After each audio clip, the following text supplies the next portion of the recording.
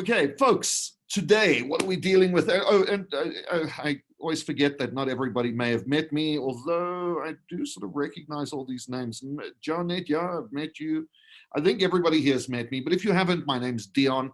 I run REO TV, and really, it's just an extension of what I do in life, which is to run lots and lots of masterclasses on various topics. And of course, those topics include Microsoft Office, which I've been doing since I became a mouse AI back in, I don't know, the Stone Ages, back when Microsoft was still small, and have been training it ever since, just because it adds value. And that's really all we're trying to do during the lockdown, is add a little human value to people while they're at home.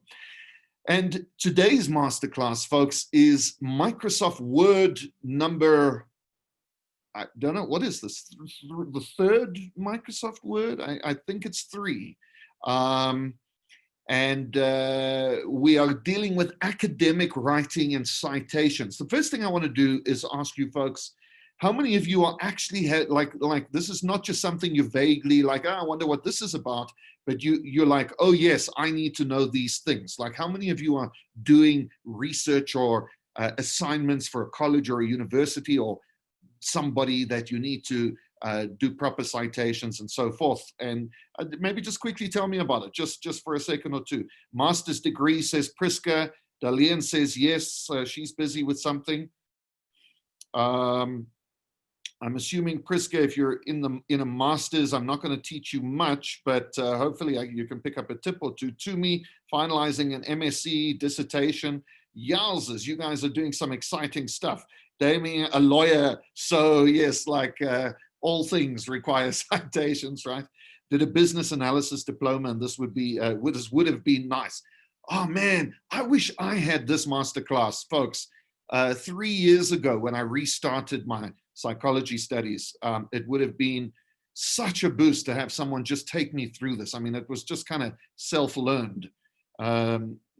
You've taught me more. Thank you, Priska. Head of engineering, writing tons of technical documents. Okay, I think I can help you folks. Did mouse when 97 just came out, so just upgrading all your Microsoft skills. Okay, I like that. That's a different angle. That's saying Microsoft, a mouse, by the way, for anyone who doesn't know, is the Microsoft Office User Specialist certification. And you can become an authorized instructor in mouse. So you become a mouse AI, which is quite a cool term. And if you're a mouse AI, you're officially entitled to go and represent Microsoft as a trainer in the world. My mouse AI has lapsed, but I don't do this in any official capacity. I do this because I know I run a good masterclass and people can learn something. So that's why I'm doing mouse or Microsoft Office. But great, El-Marie, that you're still thinking about that. It's so practical, so useful. We are years away from ever moving away from Microsoft.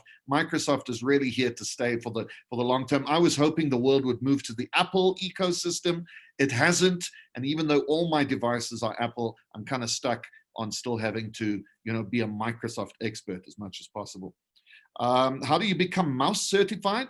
You literally go to Microsoft. They have a certification program. You just ask them about it. It's all online. You can go for like a 6-month course or a 3-week course or a 6-week course. I forget like how it works. And then at the end of that course, you can write a certificate online. You can write a test online. You've got to pass with 90%. For each module, Word, PowerPoint, Excel, Access, all the various apps that they have. And you can just write the things without doing the course, but then you've got to be quite self-taught on that, I guess, which is what I did, but it was fine. I cracked it. So, folks, let's dive straight into this. Microsoft Word, academic writing. Okay, now, if you're in academic writing, folks, there are a few things you need to know, but I want to talk about Microsoft Word particularly and the kinds of tools that they give you for academic writing, and maybe just give you some insights and tips.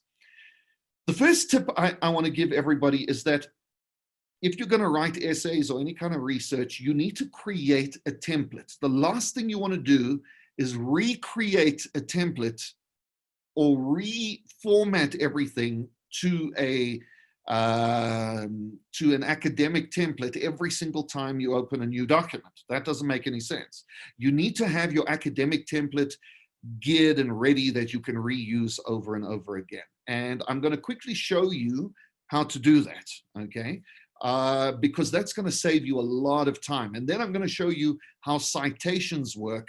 And if you're looking at the screen, you can see I'm on the references tab over here, references, and up at the top here are all the tools we're going to be using today in terms of academic tools in Microsoft Word, okay?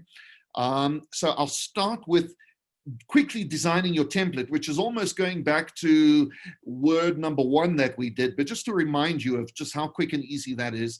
And then I'll go on to like how, when you're writing, how you find sources, find research material, how you get it into Word as a citation, as a bibliography, and save yourself a lot of time. Okay, so that's what we're going to do today, and hopefully you'll learn something. So, and absolutely feel free to just type questions as we go. I'm just going to go. If I see a question, I'll pause and take your question. Okay, we'll do it that way. It just makes life easier for everybody.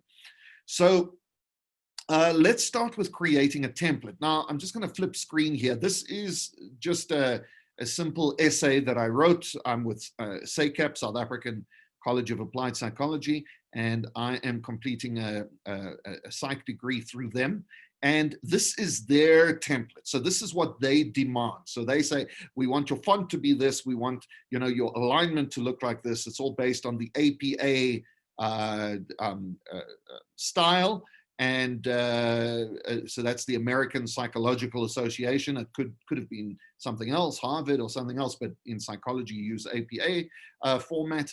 And so this is APA format. So if I scroll down, you will see a couple of things. Number 1, you will see that the format is double spaced. Most academic writing is like that. You have double spaced format. So there's all this white space in between. You'll see that every first word of a paragraph or first row of a paragraph is indented by about 1 inch, okay? And so you'll see that all the way down. The first is indented by 1 inch. And then the headings are very specific, you know. Heading 1 has to be centered and bold and capitalize all words. Heading 2 is left aligned and bold and capitalized each word, and so forth. And you have to know how to do all that stuff. Now, if you're working that out as you go, it just takes time. It's better to have a template set up where you just select the style and bang, Bob's your uncle, you're always right, and it always works, okay? So this is how you do it. If you're gonna set up a style from the beginning, the first thing you wanna do is just very quickly set up your basics. So, you know, you could type the word heading, and you could say, we can go and get our ICSM from the internet like we've done before. So let's quickly do that. I wish this thing wouldn't get in my way when I'm trying to set up a new tab. Good, don't, there we go, okay. So I'm just gonna go and get some words. That's what I'm doing. I'm just getting some Latin text. I usually use this website here, the Lipsum generator, just to get some basic. I just say, I just want, I don't know, 3 paragraphs is fine. And I say, generate that. And then it just generates me 3 paragraphs of Latin nonsense. Okay. And I'm going to chuck that into Microsoft Word. This is just so that I can get my template sorted out. Now, let's say you know that your organization needs Times New Roman font across the whole thing. It's usually some boring font like that, Arial or Times New Roman. So you just select everything, you go Times New Roman, perfect, okay? And let's say you know that your body text needs to be double spaced, right? So you select some of that body text, you go to your spacing, you go double spacing, and you know that your body font also needs to be indented 1 on the first. So you go up to the top here, you'll see there's a little like down facing like arrow shape and an up facing arrow shape. Take the top one that faces down, move it across by 1, and that's your hanging indent. okay? And that is what your body text all needs to look like. And then all you do is you create a style on that. So you select this new text the way you want it to look like that. You select that, you go to your normal style, you right click on it and you say update normal to match selection. And when you do, you can see all your normal text now looks like that. It's your new, it's the new normal, as they keep saying it, Corona. Okay. And then you take your heading and you say, well, this is going to be my first level heading. And then I'm going to have probably a second level heading, which I'll put here, heading 2. And then maybe you're going to have a third and fourth level heading. And with each heading, you do the same thing. So for instance, with heading 1, I might know that it needs to be centered and bold. And then I go to my heading 1 style. I right click and I say update heading 1 to match selection. Now, every time I select heading 1, it'll do that to it. So watch this. If I go to this heading 2 and create and click heading 1, bang, it turns it into that. But I don't want heading 2 to look like that. I want heading 2 to be bold and left aligned over there. And then I'm going to call that, right click, go update heading 2 to match selection. Now, what have I done? I've created new styles here, folk, and I usually put it on the side here, my styles pane. And now you can see what styles you have, and you can save this style set as a template. You can either just save the whole file as a template. I can go File, Save As, at least down there. I was looking for Save as Template, which I skipped, but you can go here as well and go Save as Template, macro-enabled template, or just a Word template, and you click Go. And then from then on, every time you open a new document, you can see Dion's academic template, whatever I called it, it'll be part of your template set. You click on it, and you just use the template that's there, and you don't have to recreate it every time. Okay, so that's how you create a template that you can reuse over and over again. And all you have to do, folks, is just keep that template updated with the latest style that you're using for your institution, for your organization. Okay. Any questions on that there, on just creating that template? Everybody good with that?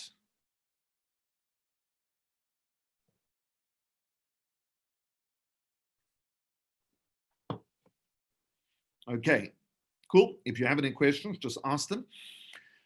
Okay, let's go on now to creating the citations. Okay, so I'm going to go here into references.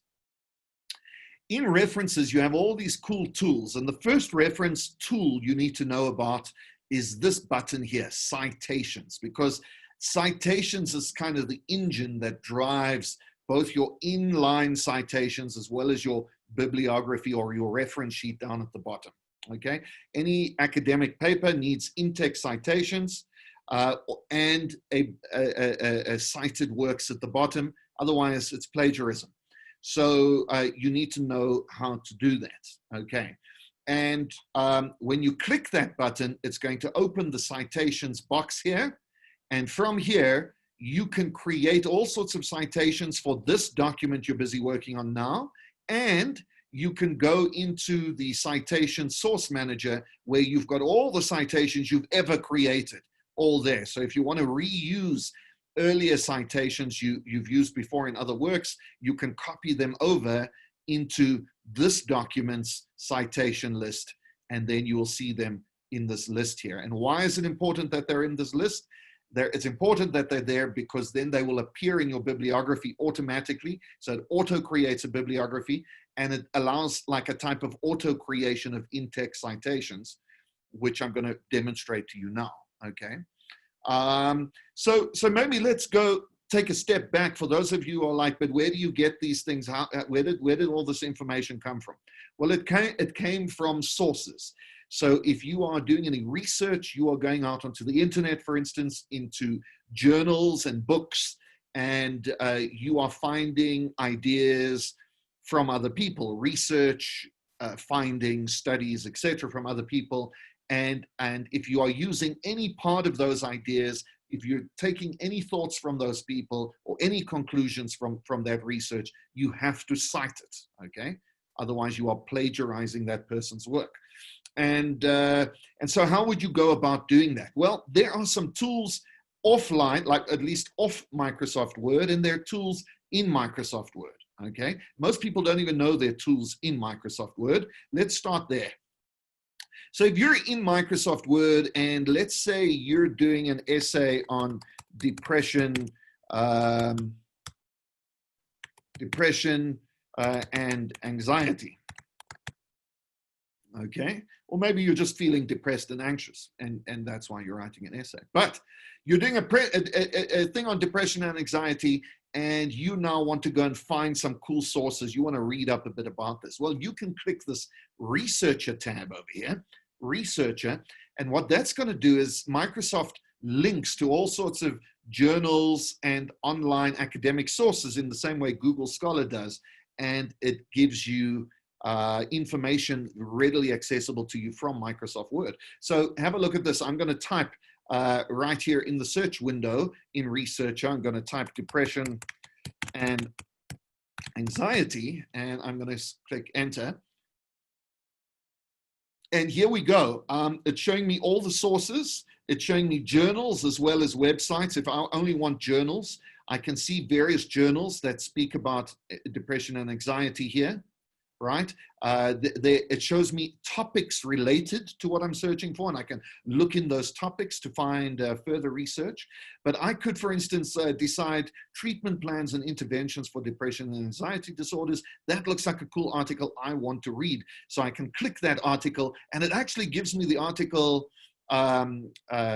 intro abstract right here. And I can read that abstract and go, yes, definitely I need to read this article. And then I can open in browser. So when I open in browser, it will take me to that article. Now, the article may be freely available. It may not, okay?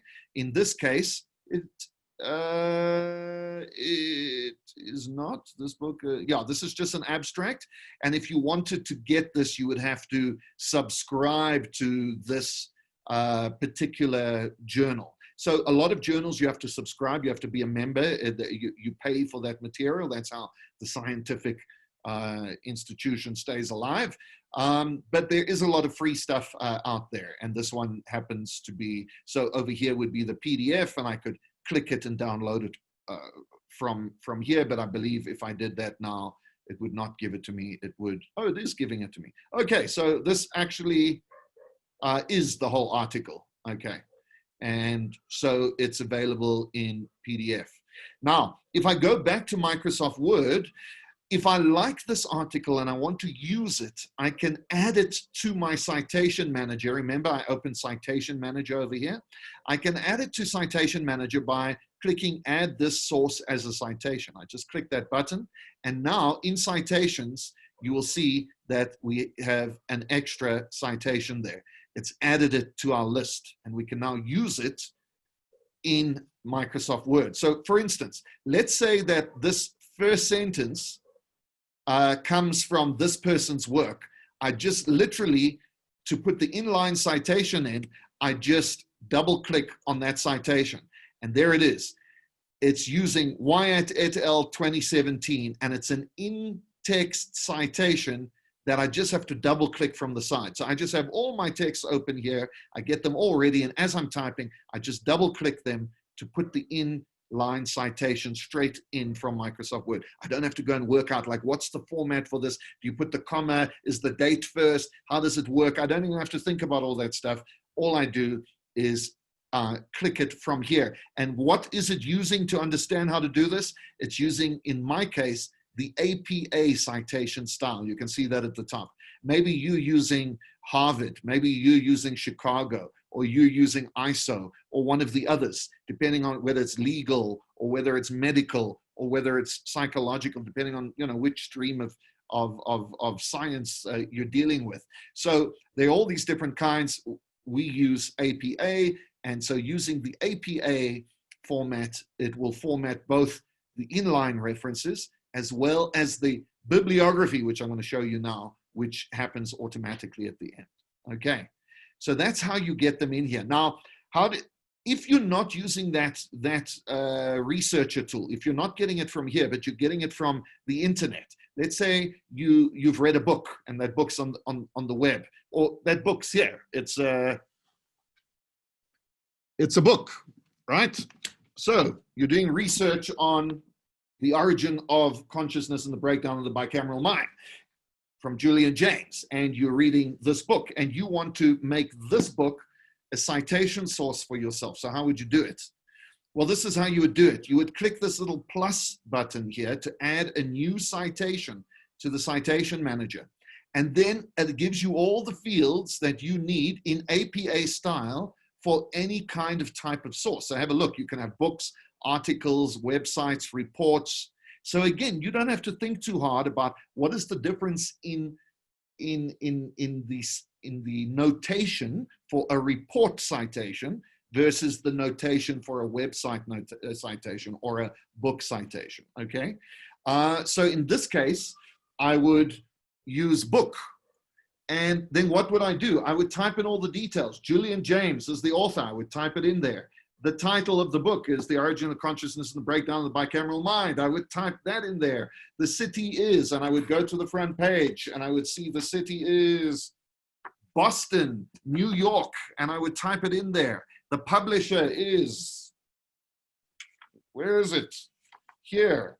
The publisher is First Mariner Books Co. I would write that in, and I could show all the bibliography fields that you could possibly have for a book, and I can type in as many as I want so that I'm not plagiarizing. And then at the end of typing in all of those things, I click OK. And then what it does is it adds that to my list. And then I forever have it. It's always in my library of citations, which I can reuse over and over again. So it's a little bit of work, just typing out those fields quickly, a few seconds. And once you've done it, you don't have to repeat it over and over and over again.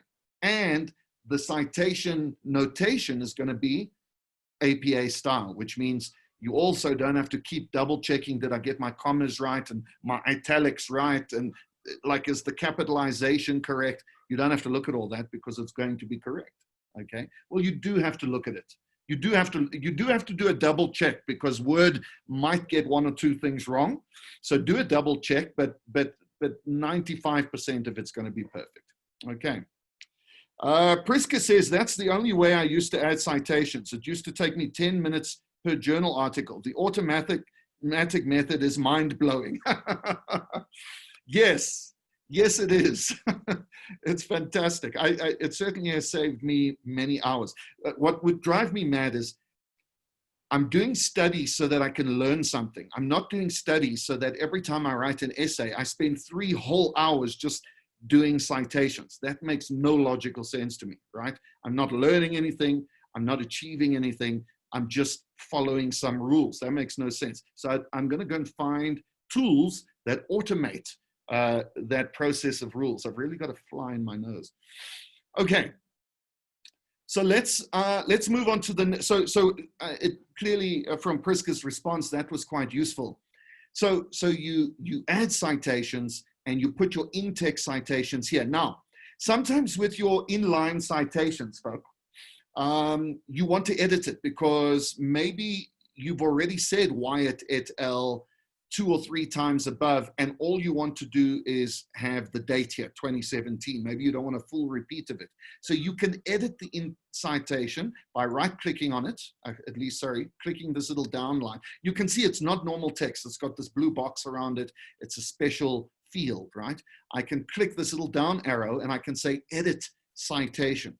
And when I edit citation, I could, for instance, add pages. Maybe I don't just want to refer to this book. I also want to refer to the book and page 29. I want to be specific. So I can say 29. And when I click OK, it now adds page 29 to the citation for me, okay? Or I might want to reduce the size of the citation and take out everything. So I can suppress the author so that I only see the year. And now I only see the title and the year. So you can actually play with it so that it's non-standard, okay, by editing. And maybe I only want the year. So I take out the title and now it's only the year. And you say, Dion, but I could have just typed bracket 2017 bracket. Why would I bother with the citation? You'd bother with it because, folks, now with a single click, if I change the citation here in the citation manager, if I change some detail, maybe I got the year wrong and the year's actually 2018. Then I just change it once here, and everywhere where that citation is linked in my document, it'll go from 2017 to 2018. In other words, you're using the automation feature of Microsoft Word, which really is powerful, okay? Now, what happens at the end of the document, ladies and gentlemen? Usually you're on a new page and you have to type a reference page, right? And again, this would take me hours, like 3 hours of painstaking working out each name and book and reference and italics and this and that and the year. And this has to be the first letter of the name with a dot and a comma, and it's bonkers, okay? No problem, Khari. So instead of going bonkers, all I do is I use, again, the automatic referencing tool. So what do? I just start a new page. I go up to bibliography over here in the references tab right here next to citations and APA and all these things. I go to bibliography and I just simply click it. And guess what? There's my bibliography. It is APA formatted, folk, which means these italics are where they're supposed to be. It means that the names are notated in the way they're supposed to be.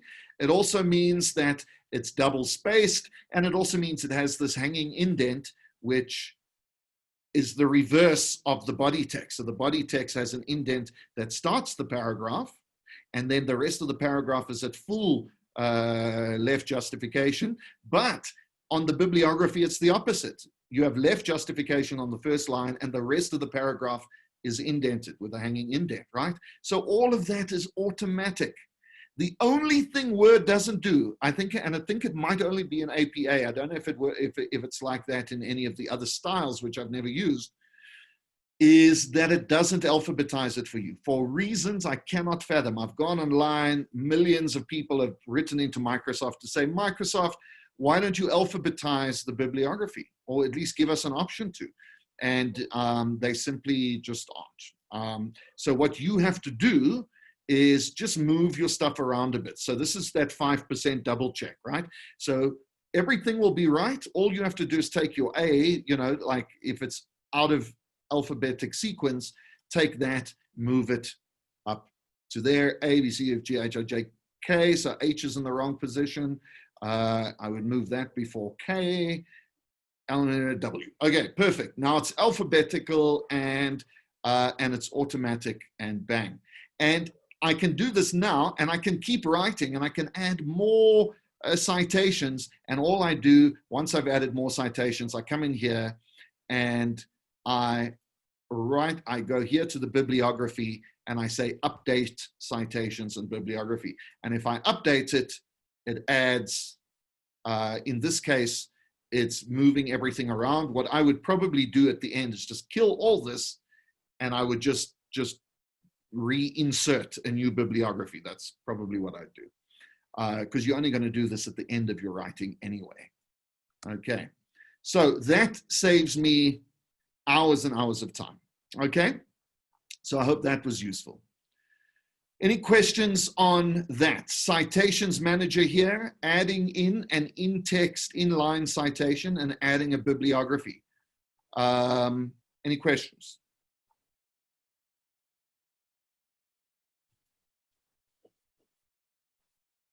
Hi, Dion. How's it?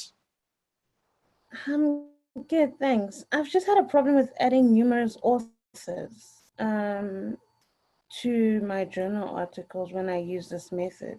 Can you just show me how to do that, please? Okay, adding numerous authors, let's go.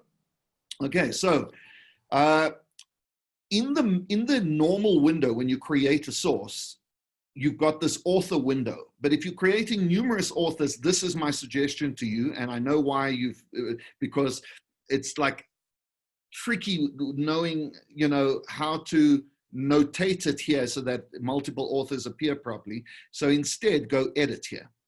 And when you go edit, add one author at a time. So type out their full surname and name and middle name, and then go plus. So let's say his name was Soap Joe, middle name Batman. And then I go plus.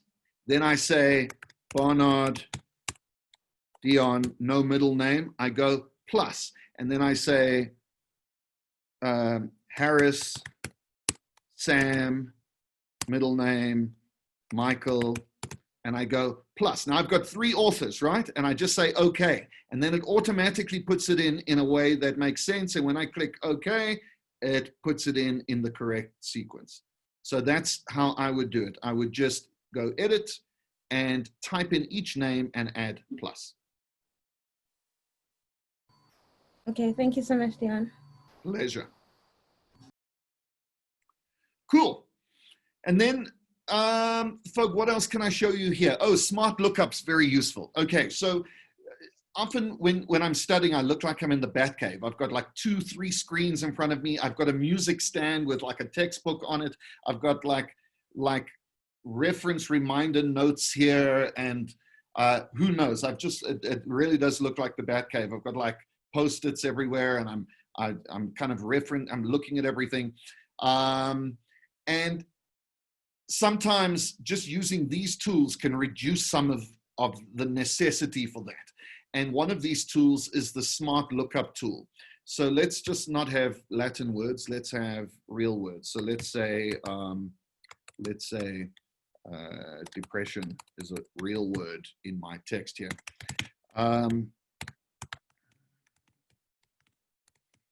This is terrible academic writing. Depression and anxiety is not so great. Please don't write like that. Okay, so I want to know more about depression, but less in the sense of finding an article and more in the sense of understanding what the word means. And just quickly accessing some meaning, maybe synonyms, maybe antonyms, just kind of working with that word a little bit. If it's a word that I'm not fully familiar with, the first thing I do is click Smart Lookup. So I select it and I click Smart Lookup next to researcher here. And then what Smart Lookup does is it gives me the Oxford Dictionary. Major depressive order, a mental disorder characterized by persistently depressed mood and long-term loss of pleasure of interest in life, etc. And I go, okay, that's what it means. And then it gives me some web search options. It shows me depression from sites that are more trustworthy, like the World Health Organization, NetDoctor, mentalhealth.org, nhs.uk. These are dependable, reliable scientific sites where this word's probably not going to be, written some blog by some dude on a YouTube page that has no right to call himself an expert, right? So you can quickly have a quick search about that concept. You can also look up like paragraphs or ideas. So I can go depression and anxiety, and I can look that up. Again, I just click the Smart Lookup button, and then it's going to give me depression and anxiety as a concept in Wikipedia, some other ideas, mixed anxiety, and then some web search around that. So you could have just Googled that, but you're already in Microsoft Word. And what this gives you the opportunity to do is to very quickly, just right here on the side of your screen, see some useful information and some legitimate information, because it is an academic paper you're writing, some legitimate information about that word without having to go too far, right? I mean, for the most part, you might also swipe and do some Googling or something else, but it's just a useful tool to know it exists. Okay.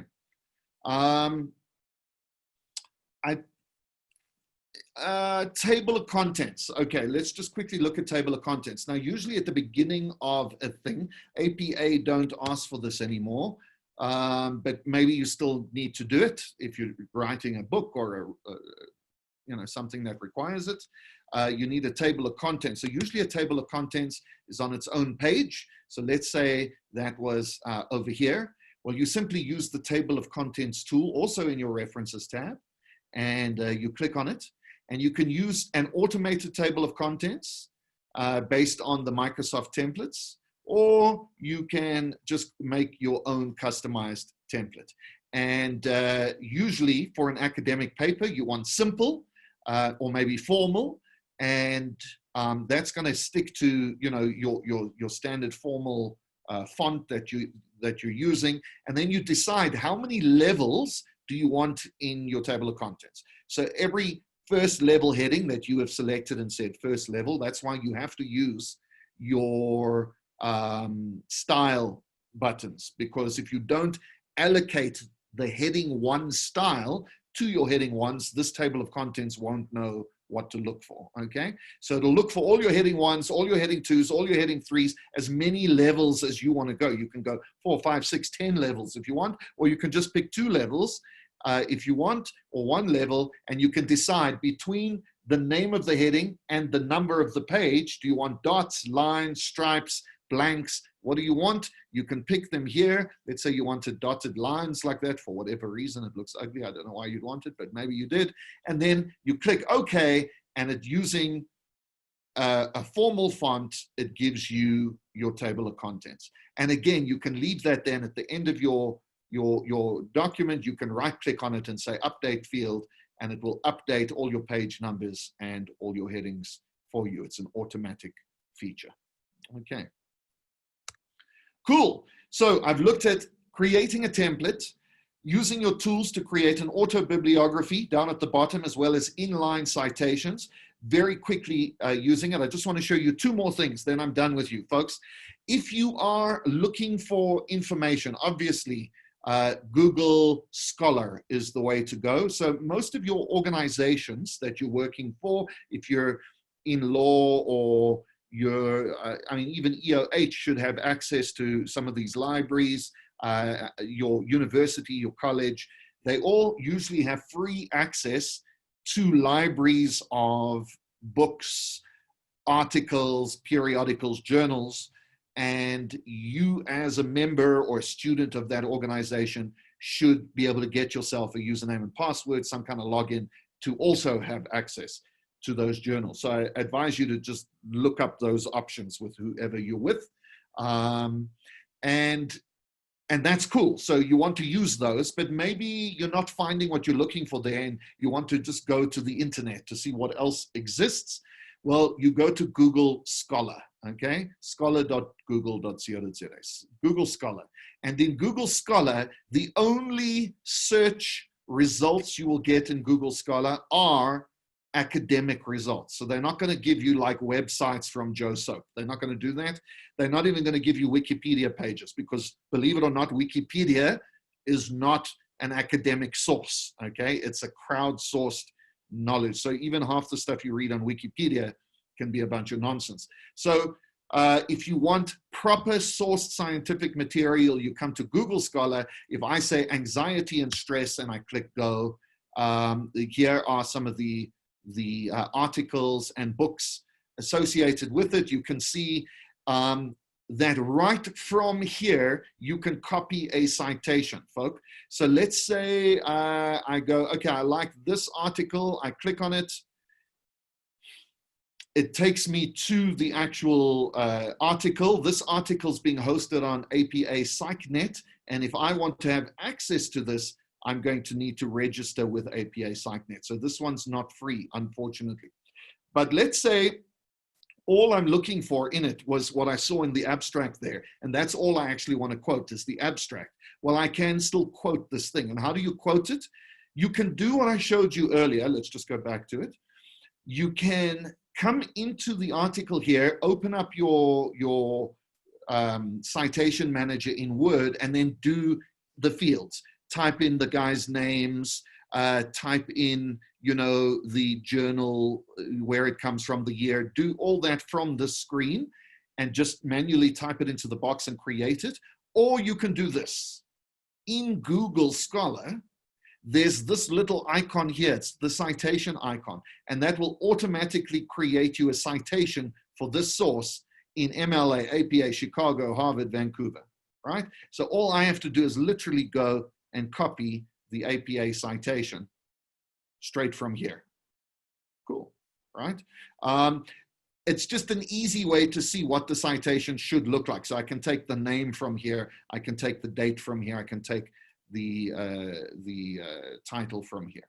But that's just a little tool you have right in here. And if you want to see who else is citing this article or journal, you can click the cited by 443 other people. And when I click that, I can go to those sources. And so it's like citation mining, right?